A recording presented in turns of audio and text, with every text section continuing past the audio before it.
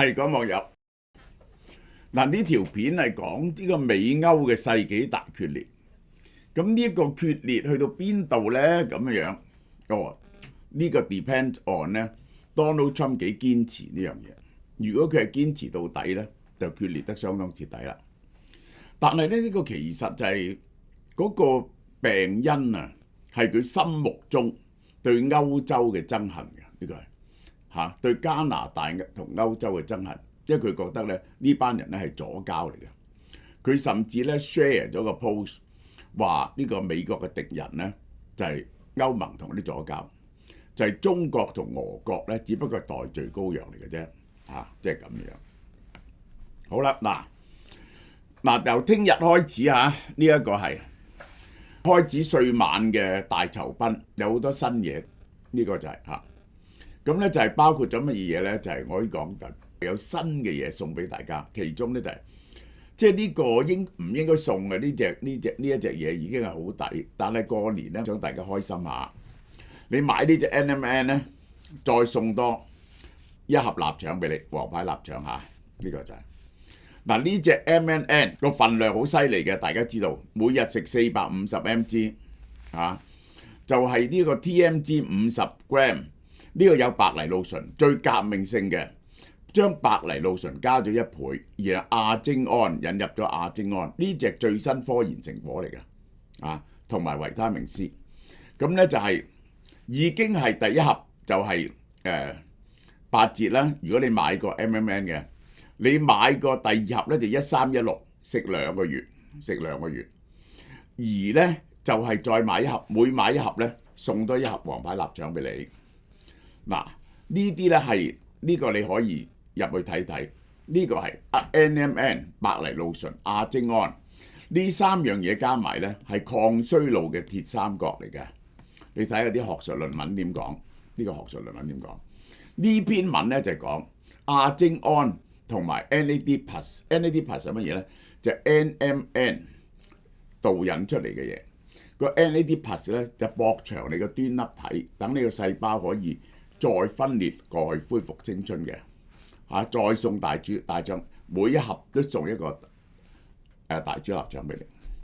好啦，呢個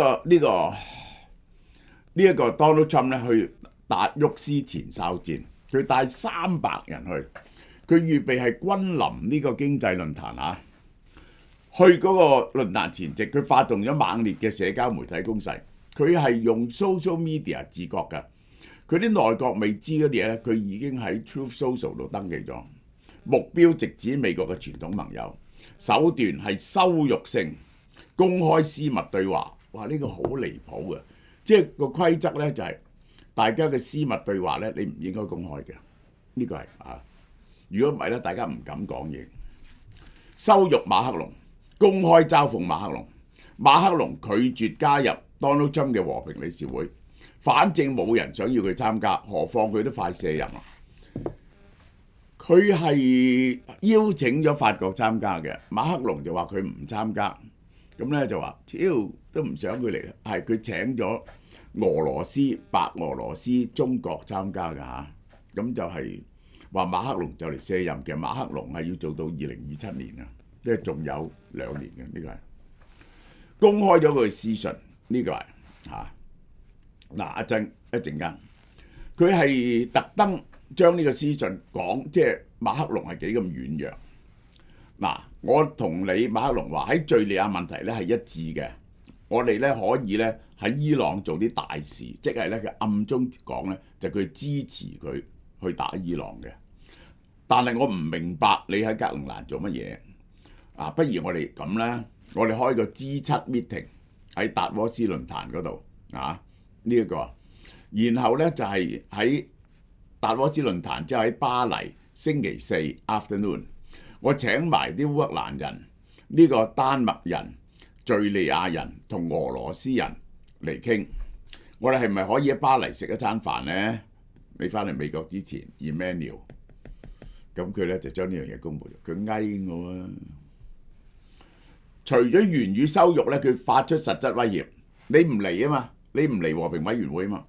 對法國香檳同葡萄酒徵200% 關稅。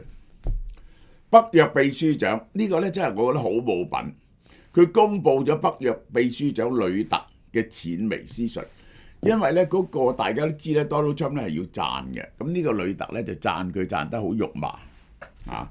總統先生，你今日喺敍利亞嘅成就咧令人難以置信，我喺達沃斯宣揚你嘅功績，點不知佢公佈佢出嚟？呢個係嚇，呢一個係嗱，你睇下佢係擦鞋擦得好犀利㗎，呢個係恭喜你喺伊朗做嘅嘢，哇！呢個真係驚天動地嘅嚇，冇人敢做嘅，呢個係令到我哋咧全部平安。而家咧你去海牙嚇就會再去一個偉大嘅成功，呢個係嚇。呢一個咧呢樣嘢唔容易嘅，但係咧呢個應該之前俾佢。我哋全部同意5% 嘅國防預算，呢個係嚇。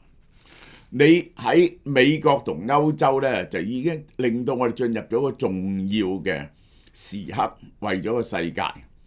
你所做到嘅嘢咧，係冇人會做嘅。嗰次去海牙簽5% 國防預算，歐洲係會大量俾錢嘅，而佢應該嘅，而你係贏咗啦嚇。呢個咁樣擦佢鞋嘅。雖然李特不停討好 Donald Trump， 甚至叫佢做爸爸，Donald Trump 毫不留情，公開私信行為係將盟友嘅尊嚴踩在腳下。好啦，由挪威啦，挪威首相咧傳信俾 Donald Trump， 呼籲不如大家喺格陵蘭呢單嘢降溫啦。結果 Donald Trump 報復性回擊嚇，佢話考慮到你國家唔因為我阻止100場戰爭而俾我諾貝爾和平獎，我唔覺得有義務純粹考慮和平，我只係考慮美國嘅利益嘅啫。啊，你哋決定唔俾諾貝爾獎我係停100場戰爭，呢個係我就唔會 purely of peace 純粹考慮和平，而係乜嘢係 for 美國好嘅，呢個係嚇。丹麥係保護唔到呢一個格陵蘭。點解？而且佢哋點解有權有格陵蘭啊？嚇，係咪因為幾百年前有隻船去咗啊？我哋都有船去咗喎。我為呢個北大西洋公約做嘅嘢咧係多過任何人，呢個好奇特。佢上次同埋今次咧，佢都係從來冇為北大西洋公約做乜嘢。呢個就係而家北大西洋公約應該為美國做啲嘢啦。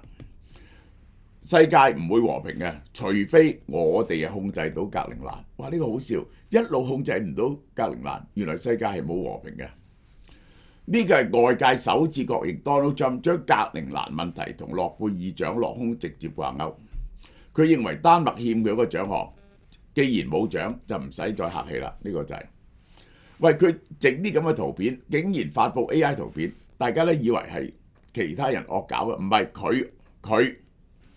個牌寫住格陵蘭美國領土2026年嚇，喺配文話冇得翻轉頭噶啦，呢件事係佢後邊跟住魯比奧同埋 Vance 啊。佢另一張圖片更加驚人，大家睇呢張圖片，美國國旗喺呢度係插咗格陵蘭啊，唔係插咗喺加拿大同委內瑞拉。我話美國吞併埋加拿大同埋委內瑞拉，好似都唔夠俄羅斯大。再吞併埋墨西哥咧，就大過俄羅斯噶。呢個就係嚇。加拿大總理震驚啊！呢一個係我真係未見過咁嘅事嘅，希特拉都唔會做呢種事。呢啲圖片引發鄰國加拿大嘅恐慌。舊年曾經提議加拿大成為美國第7唔係一個州，而家唔係講玩笑喎。搞完格陵蘭咧就搞加拿大。嗱，我講俾你聽個原理好簡單嘅啫。如果冇咗格陵蘭，美國唔安全啊！喂，冇咗加拿大仲唔安全？穿越咗喺北極，穿越咗加拿大啊，係直接打到美國本土啊嘛。格陵蘭仲要飛過嚟，仲要飛過加拿大啊嘛。嚇，呢個加拿大飛越加拿大就直接，而家加拿大同中國友好喎，咁係咪應該去捉咗呢個加拿大總理卡尼啊？呢個係為咗逼歐洲就範，佢又使出佢嘅心外武器關稅，點名8個國家，因為佢哋派兵去阻撓美國獲取格陵蘭。首先2月1號嚇，仲有10日就加10%，第二階段加25%，直至到格陵蘭歸美國為止。貝森特講及歐洲嘅反彈 ，Donald Trump 講乜嘢就係乜嘢。美國係唔會將西半球嘅安全外判嘅，即係佢一定要控制晒整個西半球。佢如果歐洲採取報復咧，係非常不明智嘅，你報復咧就仲大鑊啲。當記者問及係咪會落實關稅威脅 ，Donald Trump 嘅回答係：我會100%會。我哋聽住呢個係好啦。馬克龍喺達沃斯論壇登場，因為眼病戴住太陽眼鏡，好酷，發表咗個針對美國霸權嘅概文核文。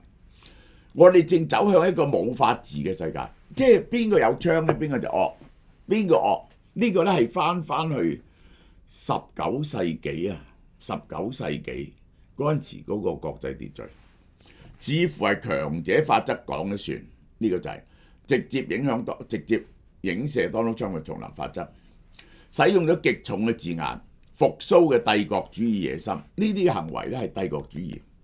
指責美國試圖削弱歐洲，將歐洲變咗係附庸，即係唔係 partner， 係佢嘅馬仔。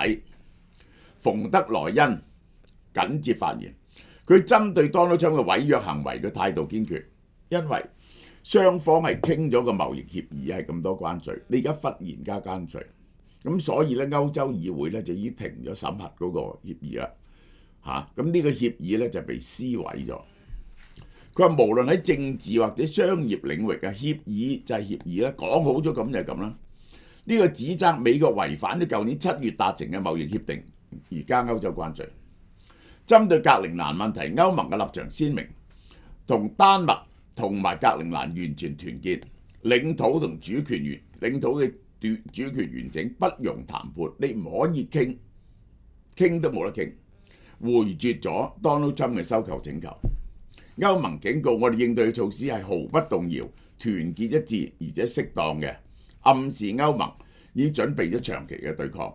最大嘅問題，歐盟即係嗰個如果美國係對歐盟展開貿易戰呢，咁就雙方都會受損嘅，雙方受損嘅。但係咧歐盟咧個受損咧就少啲嘅，因為美國已經同中國加咗好多關稅，呢個就係。亦都對世界加咗好多關稅，美國嘅自由貿易已經受損在先嘅，呢個就係《華爾街日報》（Wall Street Journal） 發表深度分析文章，大西洋嘅裂變，歐洲驚覺美國已經成為新嘅威脅，個威脅再唔係嚟自俄羅斯，仲係來自美國，呢個係盟友變敵手，歐洲面臨難以想像嘅局面，一個70幾年來主要嘅盟友，搖身變咗緊迫嘅威脅。呢種轉變比來自俄羅斯嘅威脅更加心理衝擊，因為你冇心理準備。呢個係意大利議員卡倫達 Donald Trump 摧毀咗西方嘅凝聚力。你要知道其實呢一個簡單啲嚟講呢就係過去嗰70-80年係 Pax Americana 美國控制之下嘅和平，但係美國係有個 partner 嘅，就係歐洲。美國加埋歐洲加埋日本係佔咗世界上將近60%嘅 GDP， 因此可以命令全世界。歐洲人開始覺得美歐關係已變咗有毒，呢個係北約建立喺信任同承諾入邊，但而家美國對盟友嘅承諾已經假嘅，佢要點就點，佢要點就點嚇。Donald Trump 以前都質疑 Article 5， 佢 Truth Social 話。即係 Article 5就係任何人打北約嘅一笪地方一個國家，就係打北約全部國家。我懷疑，如果我哋需要北約，佢哋會唔會出嚟為我哋挺身而出啊？佢即係最好咧 ，Mega 牌咧係完全唔讀歷史嘅。其實係乜嘢咧？北約咧只係用過一次 Article 5啫，就係911美國動用 Article 5。而歐洲咧係完全出嚟咧，嗰啲北約盟國咧係幫佢去打阿富汗北約發言人話：美歐分裂唯一嘅受益者就係普京同習近平，佢哋捧住 popcorn 呢個睇戲，真係呢個 Donald Trump 係 share 咗嗰個 post 㗎，美國嘅敵人就係歐盟啊，同埋嗰啲白左。中國同俄國呢，就只不過係受害者嚟嘅啫。歐洲知道同美國分手代價極高，要重建軍事體系，不過5% of GDP 好快啊！歐盟就係萬幾億美金嘅軍費，呢個就係經濟成本高昂，同美國拆檔，有好多嘢賣唔到去美國。但係 Donald Trump嘅行為呢，迫使歐洲不得不走上呢條路，歐洲要同美國脫鈎。丹麥首相警告，如果美國強行吞併個盟友嘅領土，呢個就係北約嘅末日啦。因為北約要嚟冇意思嘅。我哋本來共同防衛領土，而家北約一個國家吞併另一個北約國家嘅領土，咁呢個北約要嚟冇意思，就即係美國冇可能係北約嘅一個 member。呢個唔係危言聳聽，係聯邦法理基礎嘅崩潰。成件嘢就係保衛領土嘅，而家北約一個國家嘅領土俾北約另一個國家侵佔咗，北約唔能夠存在啊！呢個就係個事實，呢個就係個事實。即係呢個美歐嘅瓦解，就係同埋呢個美國仲係攬住咗日本、韓國同埋台灣嘅，佢就要保留住呢一部分係作為佢嘅核心力量。歐洲呢，佢係唔理㗎啦，歐洲係唔理，佢亦都唔 care 俄羅斯走去邊度。所以話格陵蘭係為咗防範俄羅斯咧，係非常好笑嘅。好啦，嗱呢幾日最多人買嘅嘢㗎啦，韓國 Solab 嘅黑豆頭皮理髮素嚇，呢個 Solab 嘅黑豆頭皮護理精華素，雅烏樂288蚊，呢個非常抵，可以用幾個月嘅。我啱今日咪有搽咗雅烏樂咧，係咪？唔使去飛髮鋪啊！每次去成1000蚊嘅，一支呢啲搽幾個月啊！我話俾你，又自然又舒服，又冇臭味，又保護到頭髮同頭皮。仲有呢5樣嘢特別 Urian 特別介紹嘅大減價 ，Urian 純素乳木果柔潤手霜100毫升138蚊減到108蚊。呢一個潤唇膏3隻色嚇，有粉彩色、水潤亮彩、溫型保濕。